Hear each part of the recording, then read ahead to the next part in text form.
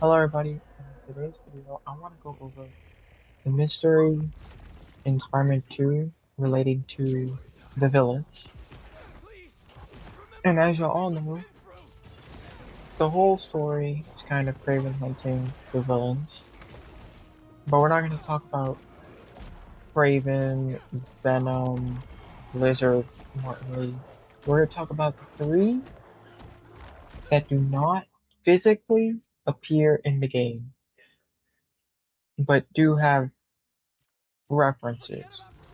Shocker, Electro, Vulture, because they created the biggest mystery in the game of when did they get killed? And you would think that the answer is simple, but it really isn't. There's no definitive answer, and we'll get to the reason. So, we're gonna take both sides, or both theories that I have, and I'm basically going to explain why it won't be both. So the first theory is that they would have had to been killed after Sandman. So like after the Sandman first mission, they would have had to been kidnapped and killed. Which is honestly the most likely theory. But the problem is, they literally do not mention these villains being kidnapped at all until the mission where you learn that. And the mission where you learn that is the Abandoned Zoo mission, where Lizard becomes, well, Kirk Combs becomes Lizard, Peter gets the symbiote suit. That mission, you play as MJ, you find the three recordings, and you'll get that. The problem is, they're not mentioned at all. Not in the podcast, not in like any side dialogue, nowhere until that point. And that is, I think, one of the two times where they are at least talked about. The second one would be when you play as Miles waking up in the Hunter's arena, basically. So that obviously would lead you to believe, okay, sure. So that must mean they must have been killed before Sandman. Well, that's where the problem comes in. Like, how? How would they have been killed before Sandman? First of all, we're talking about three dangerous supervillains that were locked up in the raft, which is supposed to be a very secure, actually the most secure prison in New York. There is literally no way those three supervillains would just go missing and nobody would bat an eye. Especially when you consider the fact that two of the three were involved in a terrorist attack in the first game because they helped release Devil's Breath. So there's like no way they're letting them out of their sights. Not to mention, if that did happen, the Spider-Man most likely would have known about the Hunters. And if you play the game, you'll know that at the very beginning of the game, they do not know who the Hunters are. So it's a very weird spot of, there's no way it could have been after, but there's no way it could have been before.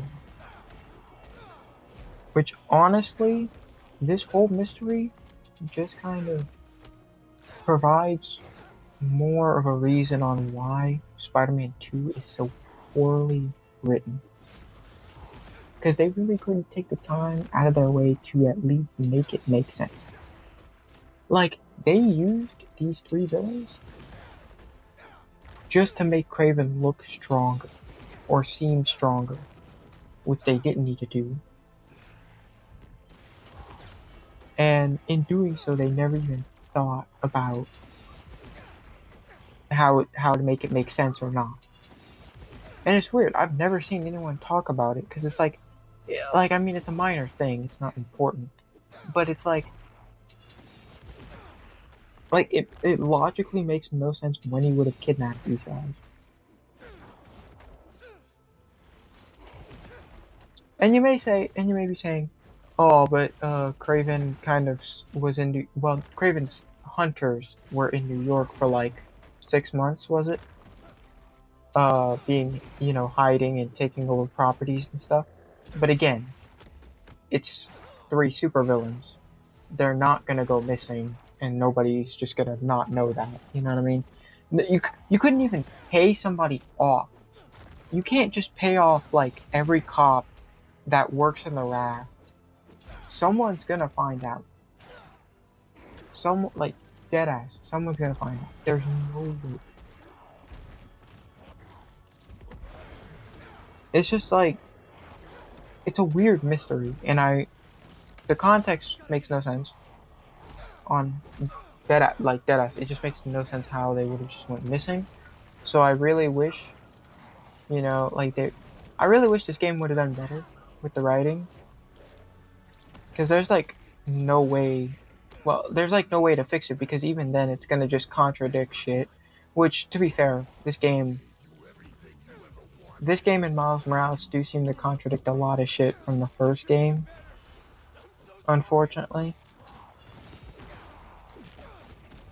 But this is exactly what happens when you decide to just use characters for the sake of using them, or just wasting characters by making other characters look better.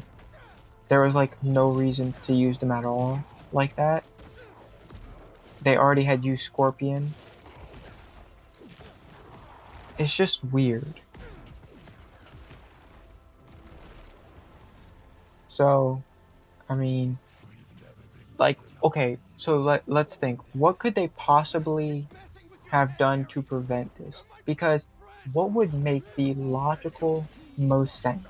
So if we were to like basically rewrite this, would it make sense before or after? Personally, it would make more sense to do it after Sandman, because that's when, all the villains are. Like, they could have added a simple podcast episode where Jay showed us like, oh, and then like the raft had been broken into and 3 villains had escaped or were broken out by the hunters. But there's like nothing like that, and I wish they would have at least had something to work with, because that would like fix the problem there. Like they just did that and they didn't even think about adding anything. That's just so weird to me.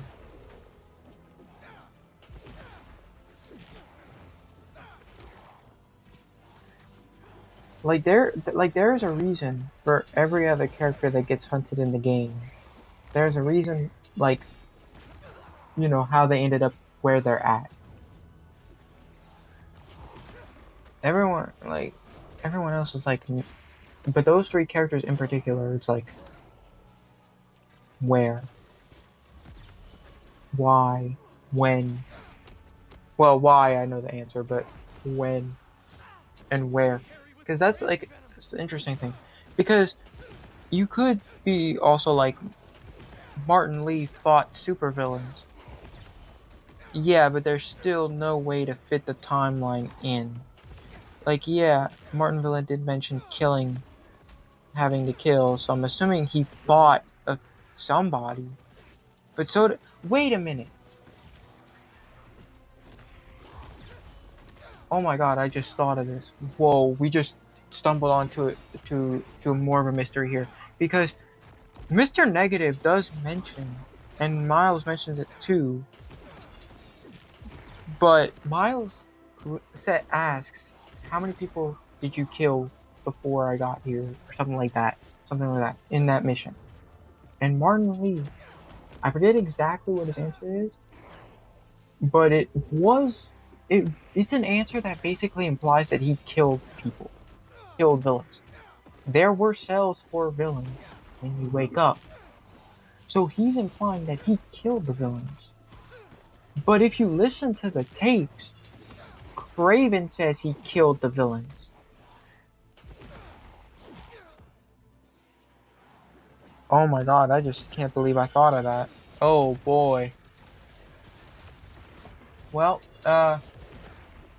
never mind, we can't fix that because now that's a problem. I don't know why they did that. But that's the mystery behind those three villains. I would love to see what y'all have to say about this because this is actually really weird. Now that I'm thinking about it, because it's like, damn, they not only do they have no timeline, frame where they got killed, but now there's also who actually killed them. I would assume it would have been Craven. But Mr. Negative also kind of implied that he killed the villains, which is really weird. So, let me know what y'all think about that, because I would love to see what y'all have about that. And thank y'all for watching. I'll see you on the next video. Bye.